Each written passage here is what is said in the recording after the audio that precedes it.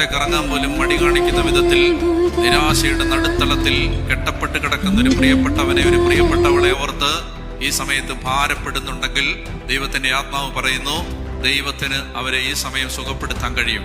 നീ ഏറ്റുപറയണം, ദൈവം എൻ്റെ അപ്പനാണ്.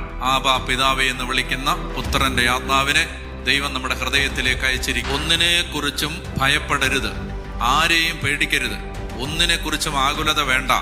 എല്ലാം ദൈവത്തിന്റെ കരങ്ങളിൽ കൊടുക്കുക. അല്പസമയം കൂടി കാത്തിരിക്കുക. വഴികളും വാതിലുകളും തുറക്കുന്ന ഒരു ദൈവത്തെ നിനക്ക് പരിചയമുണ്ട്. ദാവീദ് ഭവനത്തിന്റെ താക്കോൽ അവൻ തോളിൽ വെച്ചിരിക്കുന്നു. അവൻ അടച്ചാൽ ആരും തുറക്കില്ല, അവൻ തുറന്നാൽ ആരും അടയ്ക്കില്ല. വെളിപാട് 3:7 ആർക്കും അടയ്ക്കാൻ പറ്റാത്തൊരു വാതിൽ ഞാൻ നിന്റെ മുമ്പിൽ സ്ഥാപിക്കും. അതുകൊണ്ട് ദൈവത്തിന് അസാധ്യമായി ഒന്നും ഇല്ല. വചനം പറയുന്നു, ഞാൻ സകല മർത്യരുടെയും ദൈവമായ കർത്താവാണ്, എനിക്ക് അസാധ്യമായി എന്തെങ്കിലും ഉണ്ടോ?